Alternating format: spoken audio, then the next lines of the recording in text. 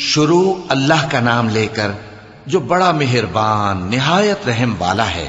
اے چادر میں لپٹنے والے، اٹھو، اب خبردار کرنے لگو اور اپنے پروردگار کی بڑائی بیان کرو، اور اپنے کپڑے پاک رکھو اور شرک کی گندگی سے تو الگ ہی رہو، اور اس نیت سے احسان نہ کرو کہ اس سے زیادہ کے خواہاں ہو، اور اپنے پروردگار کی خاطر صبر کرتے رہو۔ پھر جب سور پھونکا جائے گا تو وہ دن مشکل کا دن ہوگا، یعنی کافروں پر آسان نہ ہوگا۔ مجھے اس شخص سے سمجھ لینے دو جس کو میں نے اکیلا پیدا کیا، اور میں نے اس کو بہت سا مال دیا اور ہر وقت حاضر رہنے والے بیٹے دیے، اور اس کو ہر طرح کے سامان میں وسعت دی، پھر بھی لالچ رکھتا ہے کہ میں اسے اور زیادہ دوں۔ ایسا ہرگز نہیں ہوگا، یہ ہماری آیتوں کا بڑا مخالف رہا ہے۔ میں اسے ایک بڑی چڑھائی چڑھاؤں گا۔ اس نے غور و فکر کیا اور ایک بات ٹھہرا لی، یہ مارا جائے، اس نے کیسی تجویز کی، پھر یہ مارا جائے، اس نے یہ کیسی تجویز کی، پھر اس نے نگاہ کی، پھر تیوری چڑھائی اور منہ بگاڑا، پھر پیٹ پھیر کر چلا اور تکبر کیا، پھر کہنے لگا یہ تو جادو ہے جو پہلے لوگوں سے برابر ہوتا آیا ہے، پھر بولا یہ اللہ کا کلام نہیں بلکہ بشر کا کلام ہے، میں ان قریب اس کو سقر میں داخل کروں گا۔ اور تم کیا سمجھے کہ سقر کیا ہے؟ وہ ایسی آگ ہے کہ نہ باقی رکھے گی اور نہ چھوڑے گی، اور بدن کو جھلس کر سیاہ کر دے گی۔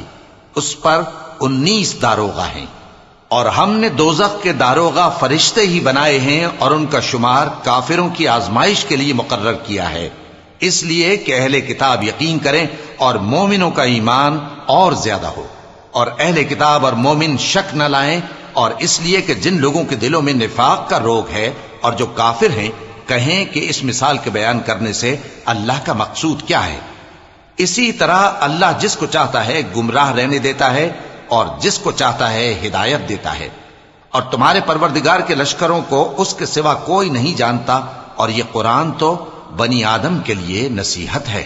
ہاں ہاں، قسم ہے چاند کی اور رات کی جب رخصت ہونے لگے، اور صبح کی جب روشن ہو جائے، کہ وہ آگ ایک بہت بڑی آفت ہے، انسان کے لیے ڈر کی چیز، یعنی اس شخص کے لیے جو تم میں سے آگے بڑھنا چاہے یا پیچھے رہنا چاہے۔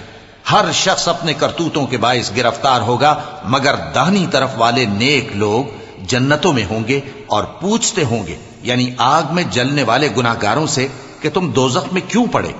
وہ جواب دیں گے کہ ہم نمازیوں میں شامل نہ ہوئے، اور نہ ہم فقیروں کو کھانا کھلاتے تھے، اور ہم بحث کرنے والوں کے ساتھ مل کر بحث کرتے تھے، اور روز جزا کو جھٹلاتے تھے، یہاں تک کہ ہمیں موت آ گئی۔ تو سفارش کرنے والوں کی سفارش ان کے حق میں کچھ فائدہ نہ دے گی۔ ان کو کیا ہوا ہے کہ نصیحت سے روگرداں ہو رہے ہیں، گویا گدھے ہیں کہ بدک جاتے ہیں جو شیر سے ڈر کر بھاگ جاتے ہیں۔ اصل یہ ہے کہ ان میں سے ہر شخص یہ چاہتا ہے کہ اس کے پاس کھلی ہوئی کتاب آئے، ایسا ہرگز نہیں ہوگا۔ حقیقت یہ ہے کہ ان کو آخرت کا خوف ہی نہیں۔